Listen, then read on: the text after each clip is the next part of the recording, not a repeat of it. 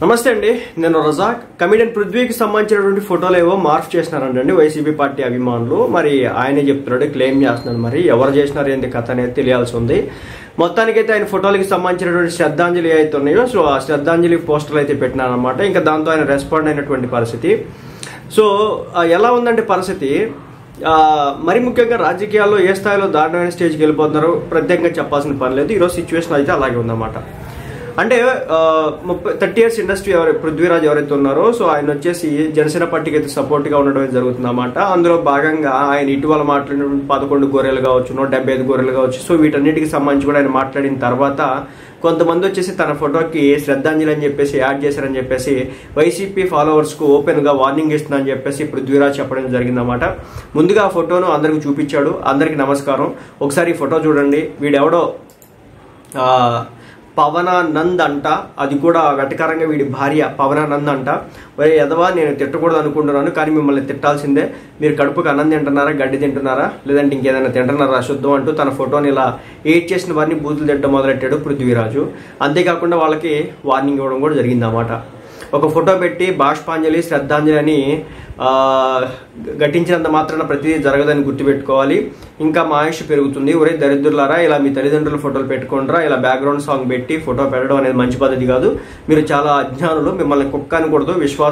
వాటికి విశ్వాసం ఉంది, మీకు అది కూడా లేదు. దౌర్భాగ్య విధవలారా, మీకు తగిన శాస్త్ర జరుగుతుంది. త్వరలోనే మీ ఇంటికి నోటీసులు వస్తుంది, ఎదురు చూస్తూ ఉండండి అంటూ ఈ విషయంపై తన హట్టేనని ఖచ్చితంగా ఇంటికి నోటీసులు పంపిస్తానని చెప్పేసి పృథ్వీరాజ్ అయితే మాట్లాడడం జరిగింది. సో ఇక్కడతో ఆగలేదు.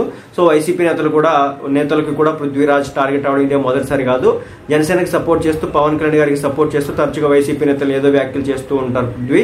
అందుకే వారు కూడా ఆయన్నే మెయిన్ టార్గెట్గా చేసుకున్నారు. ముఖ్యంగా సోషల్ మీడియాలో పృథ్వీపై విపరీతంగా మీమ్స్, ట్రోల్స్ జరుగుతూ ఉంటాయి. అయితే అలా తాజాగా వైసీపీ ఫాలోవర్ ఎవరో తనకి శ్రద్ధాంజలి అంటూ ఫోటో ఎడిట్ చేసి పెట్టాడు. అలా సోషల్ మీడియాలో తనపై ఎవరు ఏది పోస్ట్ చేసినా చాలా వరకు పృథ్వీ వెంటనే రియాక్ట్ అవుతూ ఉంటాడు. అలా మరోసారి తన ఫోటో ఎడిట్ చేసిన వారిపై గట్టిగా యాక్షన్ తీసుకోవాలని చెప్పేసి చెప్పడం జరిగింది. ఒకటి, మీరు చేసేటటువంటి పనుల వల్ల మీ ఇంటికి నోటీసులు వస్తే, మీరు కేసుల కోసం చెప్పేసి కోర్టులు చుట్టూ తిరిగితే మీకోసం ఎవడు రాడు. ఆ విషయం అర్థం చేసుకోరు. ఒకవేళ మీరు ఏదైనా మాట్లాడాలంటే మీ నాయకుల ముందు మాట్లాడమనండి. ఆ వీడియోలు ఏవైతే ఉంటాయి వాటిని షేర్ చేసుకోండి. ఎవడు వద్దన్నాడు?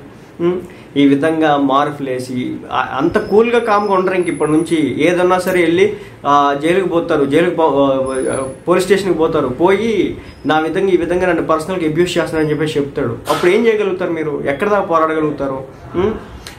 మీకు ఏమైనా అధికారం ఉందా? గవర్నమెంట్ ఉందా? లేదు. గవర్నమెంట్ అన్న ఉంటే ఏదో అడ్డగోలుగా వాగితే, గవర్నమెంట్లో అడ్డగోలుగా వాగినటువంటి పోసాని కృష్ణమురళి పరిస్థితి ఏంటి, బోర్గడ్డ అనిల్ పరిస్థితి ఏంటి? అసలు ఏమనుకుంటున్నారు మీరు?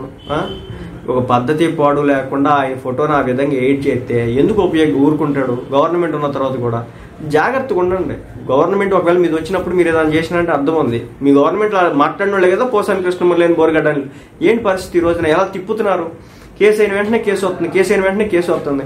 వాళ్ళకే తీట తప్పట్లేదు. అన్ని ఆర్థికంగా అంగబలం వాళ్ళు ఉన్న వాళ్ళకే.